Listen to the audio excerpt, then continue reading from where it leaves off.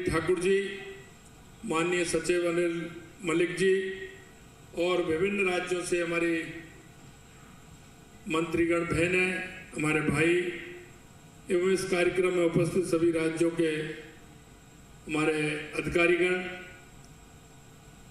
मैं आप सभी को पुनः स्वागत करता हूं, अभिनंदन करता हूं। ये चिंतन शिविर है और चिंतन शिविर ये और महत्वपूर्ण हो जाता है क्योंकि जिस महिला एवं बाल विकास मंत्रालय का ये चिंतन शिविर है। इस चिंतन शिविर में मैं सिर्फ इतना कहना चाहता हूं कि इसके नाम से हमारे अंदर अनुभूति होती है या नहीं होती है, क्योंकि ये एक ऐसा मंत्रालय है, हमारे पूर्व राष्ट्रपति अब्दुल कलाम जी कहते थे कि अगर किसी राष्ट्र को, किसी प्रदेश को आगे बढ़ना है तो महिला को सशक्त करना है, तभी वो राज्य या देश आगे बढ़ सकता है।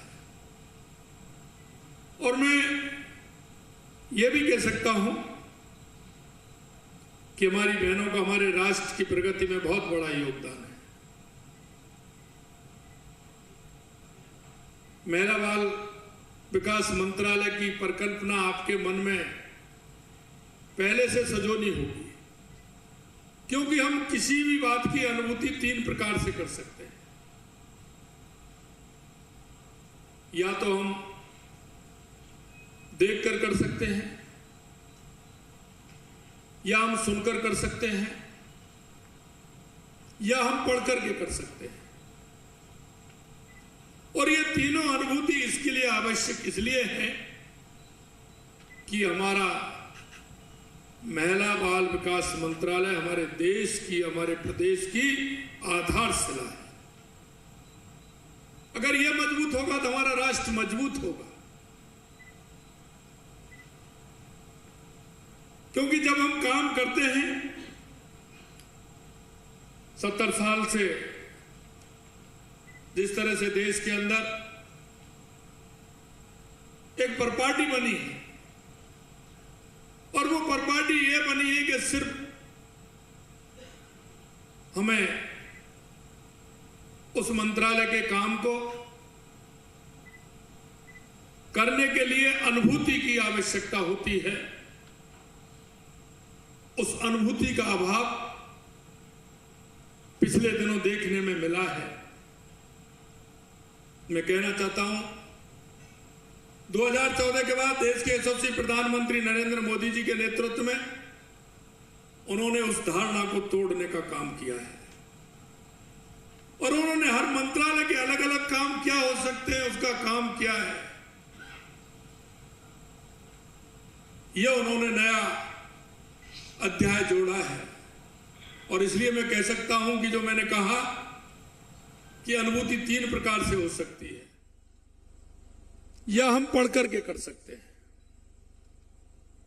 और ये तीनों अनुभूति इसके लिए आवश्यक इसलिए है कि हमारा महिला बाल विकास मंत्रालय हमारे देश की, हमारे प्रदेश की आधारशिला है।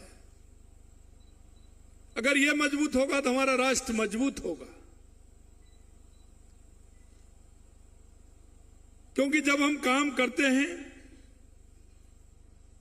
70 साल से जिस तरह से देश के अंदर एक परपाटी बनी है,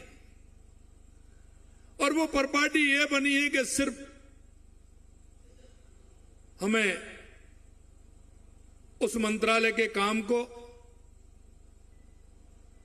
करने के लिए अनुभूति की आवश्यकता होती है।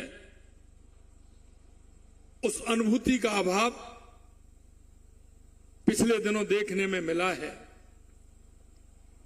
मैं कहना चाहता हूं 2014 के बाद देश के यशस्वी प्रधानमंत्री नरेंद्र मोदी जी के नेतृत्व में उन्होंने उस धारणा को तोड़ने का काम किया है, उन्होंने हर मंत्रालय के अलग अलग काम क्या हो सकते हैं, उसका काम क्या है, ये उन्होंने नया अध्याय जोड़ा है।